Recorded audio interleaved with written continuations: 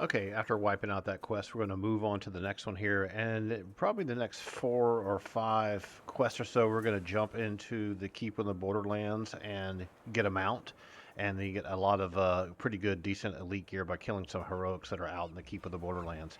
But before we do that, this next thing we want to take on is this Help Baldar quest. If you open your quest journey, you'll see it. It'll highlight on your map where it is. Let's pull this back down here so we can see it again. Let's open the map up, and we'll move these two here so we can see where he is. So he's just right down here.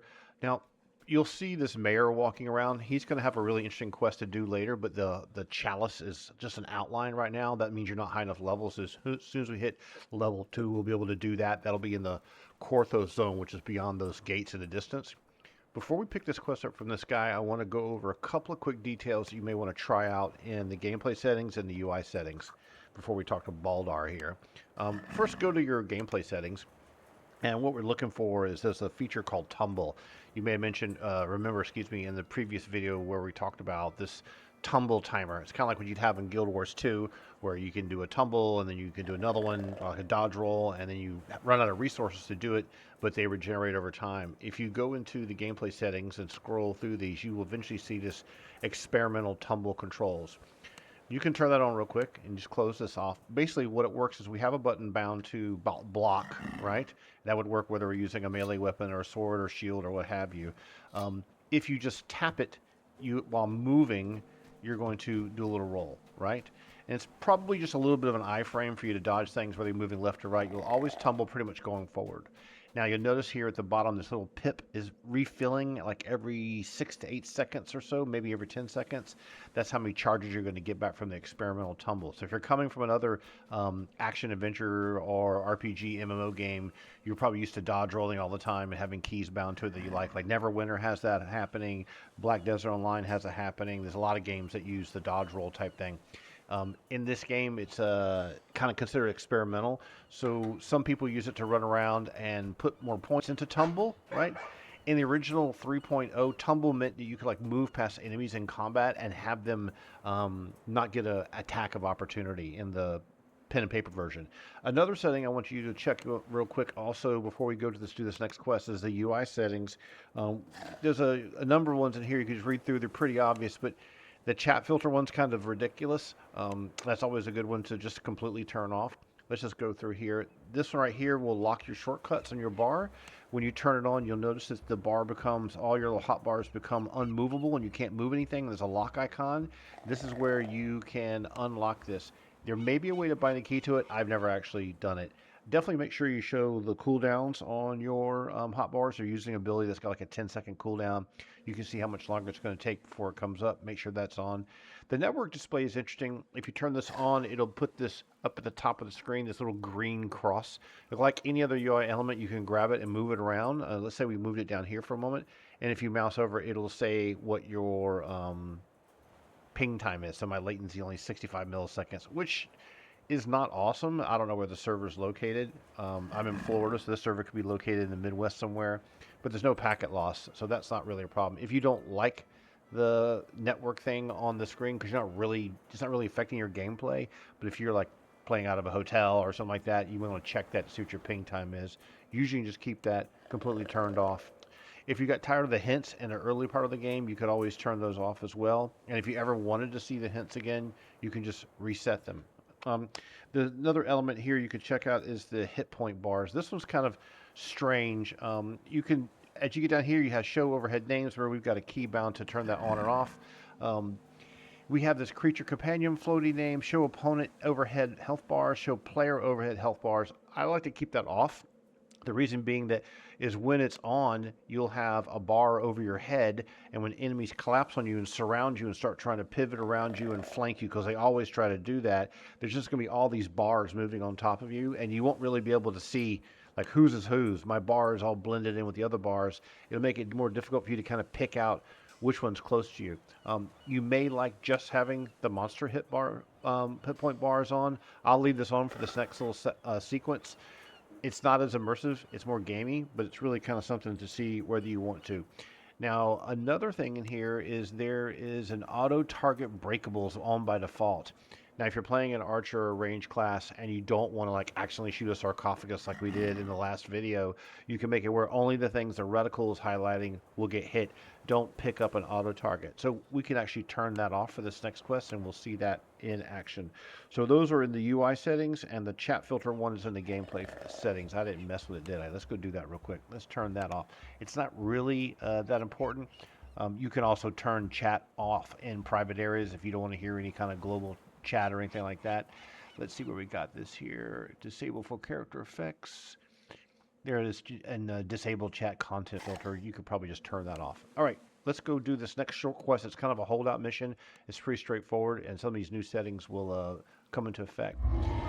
This is just taking place right here. Once again, you have your map. Remember, when you've got a quest and you've got it highlighted, right? That's the current quest highlighted. You know, this tells us to go see him. He's given us this Cannith Crystal one. It's going to be in this little hall right here. So let's just zip into there and get this thing started. We'll get an NPC summon for us, our hireling. And we'll close this so you can see. Just leave it on normal. You could do it at hard or difficulty levels, like once you've done it once and get higher level. Let's get a helper NPC up here. I'm actually just going to get a fighter going. It's a little level 1 fighter. And this is his bar. I want to put him on aggressive.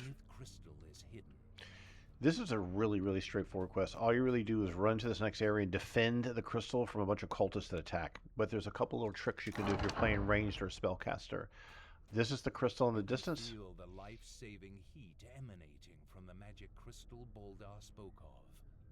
But from the shadows approach those who would doom Korthos by destroying it. So you don't want the NPCs to collapse this and try to destroy it. Of course, you can, you know, climb up on top of objects and be up here shooting. If you're using ranged, you can do sneak attacks up here and all kinds of stuff. Your NPC companion guy will usually just automatically start attacking things. I see this guy's stealth here.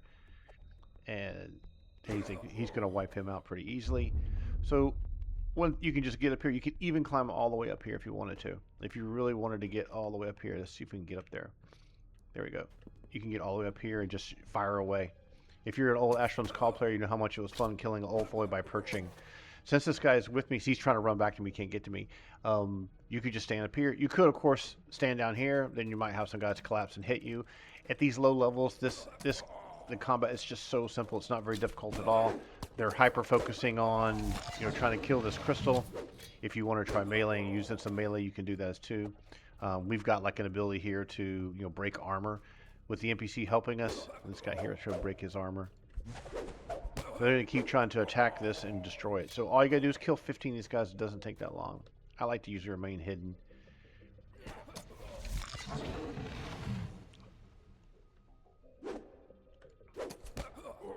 That's where that point blank shot comes in handy because it does more damage. And you just get up here. They won't be able to get to you.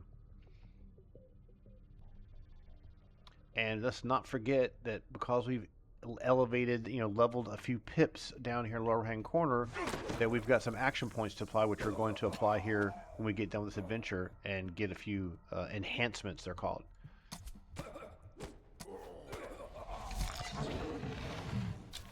Remember, we turned off the automatically shoot breakables. Let's see if there's any breakables in here that we could talk about that when this stuff is done.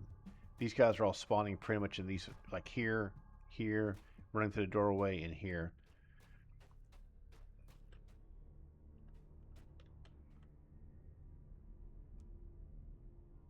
And that's a highlight. You can see with the action camera, you're highlighting the distance.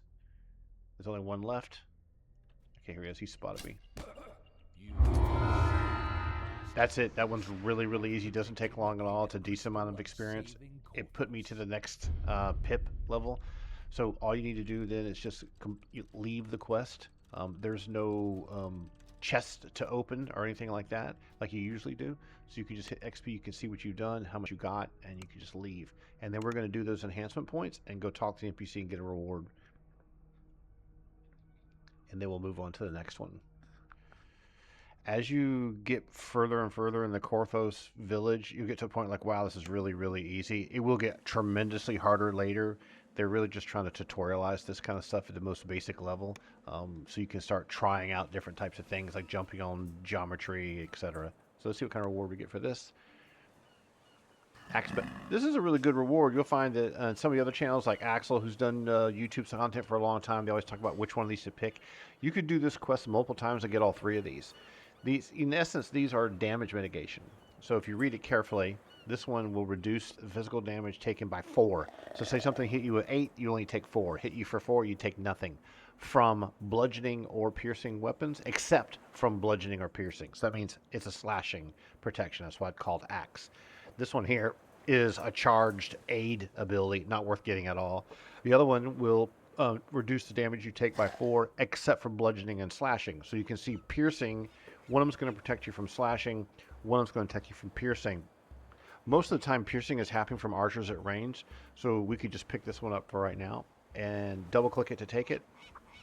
He rings on people's lips as you walk by. Cautious looks have become friendly nods. Then word comes that your presence is requested in the tavern. So they're guiding us to the tavern next. So let's take a look at this. You know, having the damage mitigation item. I'm currently wearing little illusion and intimidation ones that were just junk. We got another one. We're just going to right click to equip those. I'll drive these down here. I'll probably just dump them and sell them.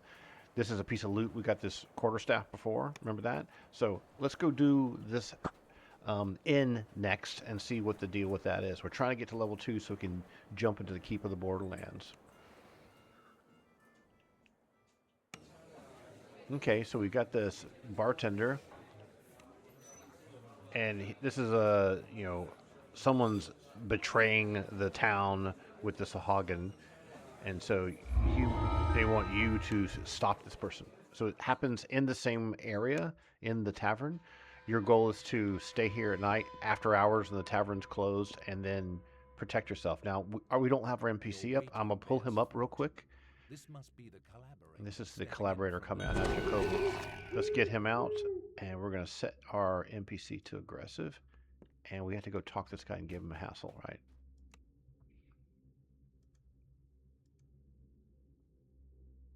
So he's going to run away and go down there, which you won't be able to chase him. And then a bunch of cultists and Sahuagin Devourer minions are going to come in here, between here and here. And you have to deal with all these spawns while this is all happening.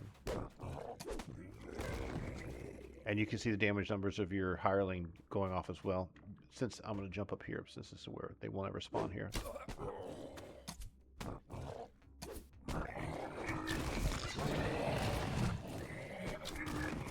Your stalwart defense gives the Sahuagin pause, but you hear more of them gathering outside for a final assault. At one point, this quest, a little chest is going to spawn back here behind the bar, and you can pop this back up, pop this open. It just has some goodies in it. This one here is an unholy battle axe, which you won't really be able to use if you're a good aligned character. Your loot may differ.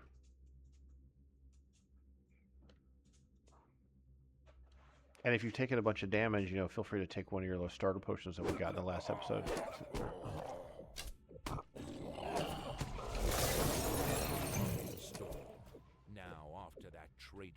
Okay, now they're queuing us up to go into here. Fled into the cellar.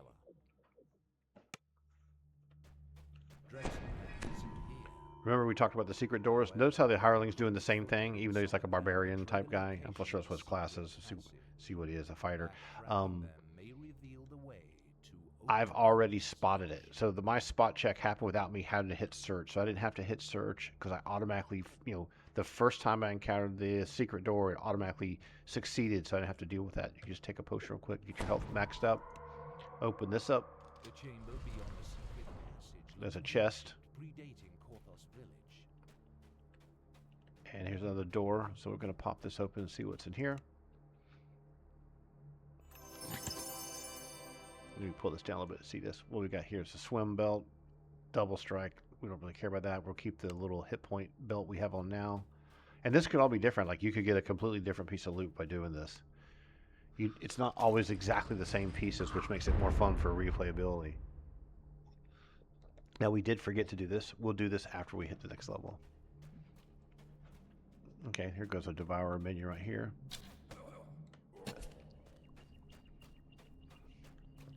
And if you're playing a rogue, you could really have a lot of fun, like sneaking up and getting close in range for your point-blank shot, or you'll get a sneak attack bonus and things like that. You have an NPC with you that will get spotted. I'm playing a ranger, so you're not really going to get a sneak attack bonus.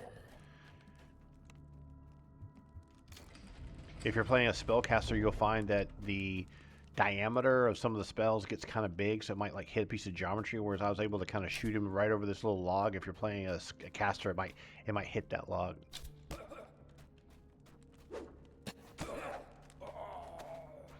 And you can always pop these guys from max range. And your NPC will usually go up and engage them as well, your hireling, technically. In some situations, if you're playing with a friend and both of you have hirelings up, the hirelings will like kill everything. You could just like support them or flank and do whatever else you want to do. I mean, it's still in tutorial mode, so the rest and resurrection shrines are here. We don't really need to do it. We haven't burned any spells. Here's another extra chest. Let's grab that and see what we get. Notice how I remember the UI element where I had it before. So this is +1 chilled leather armor. When you look at the armor items like this top part that says armor bonus with dexterity +9, that's the number you're really going to look at, and you can pull up your character sheet. Let's put this over here, and you'll be able to get a sense of like, okay, how much armor bonus will I actually get? So this is, I'm currently wearing something that's going to give me +4. If we pick this item up, it's basically the same thing. Is there any difference? Well, there's a spell failure difference. See, one's only 10%, the other one's 20. So when you're later on, if you're casting spells, you might have a spell failure. I've never really encountered that. This one here has a healing amplification, and so maybe that will help you a little bit if you're ever doing any kind of heal. So we're going to switch to this piece of gear. It's going to have to equip it, remember. And you can see what it looks like when you go. I'm wearing like a chain right now. Now it looks like we're wearing leather armor. So that looks good. We'll wear that. We didn't lose any armor class, did we? We were at 19 before. Let's equip the other piece to make sure. Nope, still at 19, so we're going to keep that on. And if you move, you interrupt it. So let's just go ahead and finish letting that get put on.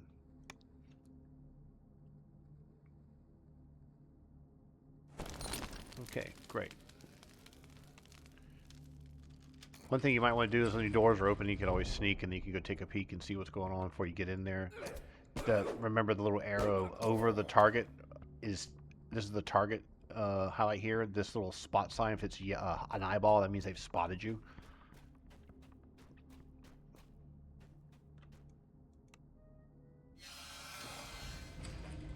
Drexelhand has nowhere left to run. Finish the job.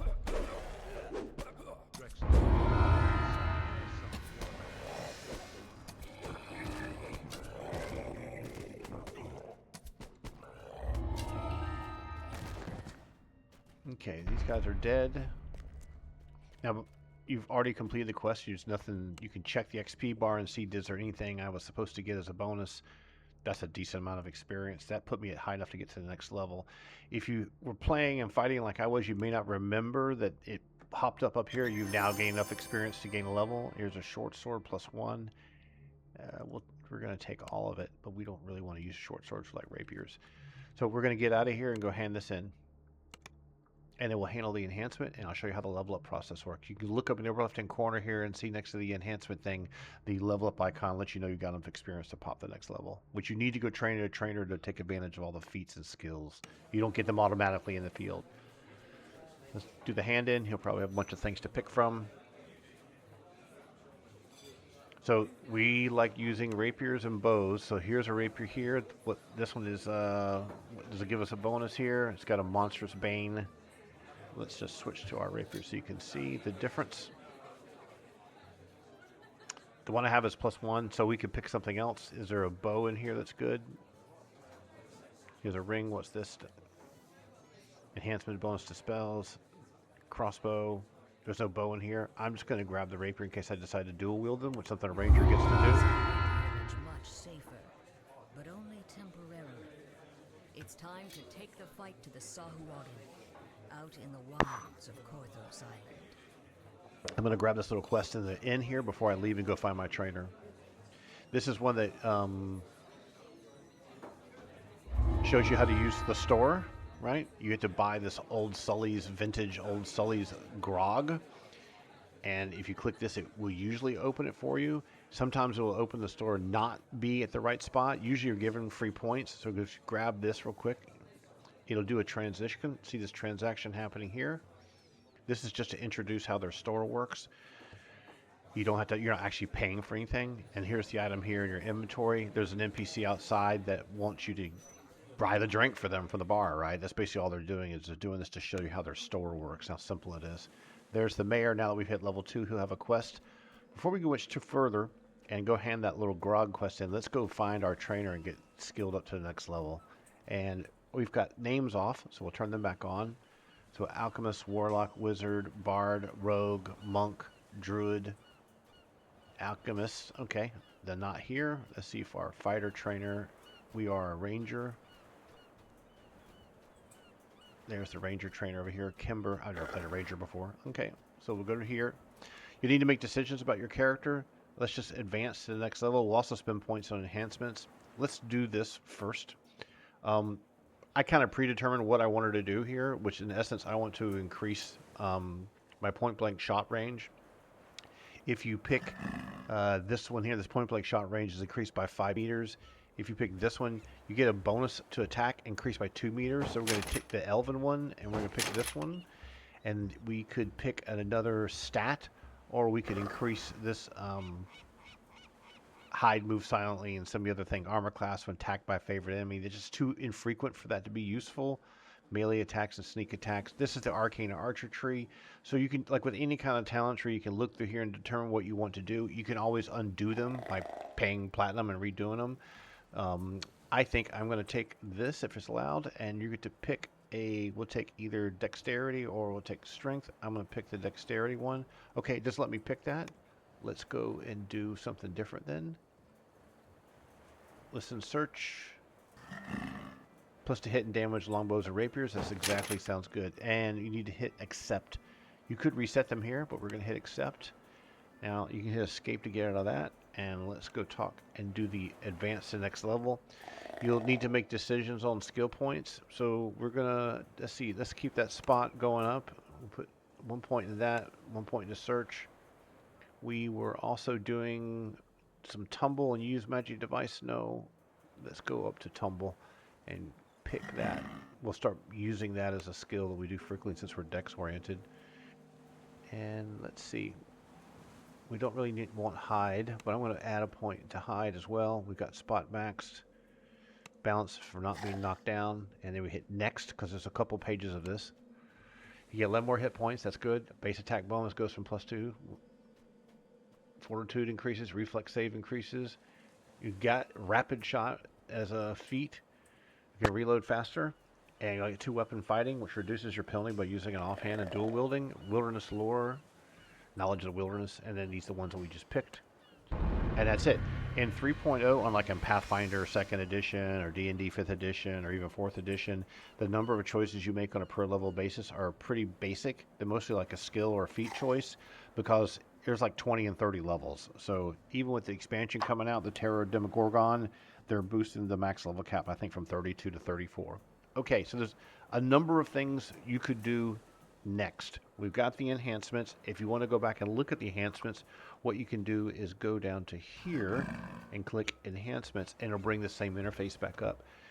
You will also find that in your character sheet, where your stats and skills and all the feats you have and spells, if you're a caster, there's an enhancement tab, and it shows the passives you may have picked up. So sometimes you want to take a look at these, go, oh wow, I didn't know I got a bonus to hit with falchions, as opposed to like long swords, like regular elves. Your point blank shot and range. So these are the ones that you've paid for when you did the enhancements. They're going to show up here. When you first start, if you haven't put any points into enhancements, they won't show up at all. Okay? All right, so let's see. We had this quest from the mayor up here that we were thinking about doing. We've hit level 2. I think it'd be a good time to go focus on getting the mount before we finish all this stuff here. Let's just see what he wants. This is his daughter's kidnap that goes into a prison in the Korthos Island area. So we're not going to pick that up just yet to keep things clean on the quest. And I think what I'll do is I'll stop the video here, and the next thing we'll do is we'll go over to the Keep of the Borderlands and work on getting a mount and getting some better gear, and then come back over here. Then we can ride the mount in Korthos Island and zip around and do a bunch of the quests in the Korthos Island area and maybe almost get to level 3. So to do that, we're going to go talk to this guy next. So we'll go ahead and warp there first. This is how you see this little icon here, north, south, east, west cardinal points. That's how you're actually going to get teleported to another area. You'll see these types of NPCs all over the world. This is great. Just listening to the Keep of the Borderlands. This is a level 1 indoor and outdoor zone. And these are people that have microtransaction mounts. This is the kind of free mount you can get as well that are Dragonkin type characters running. I've got the... And there's a lot of quests here. If you remember the original adventure with all the caves with kobolds and orcs and hobgoblins and cultists and oh my goodness, there's all kinds of stuff to do. We're going to focus on something else in the next video, and we'll come back and take a look at that one, and then we'll go through all these other discussion about these quests in a bit. We'll see you shortly.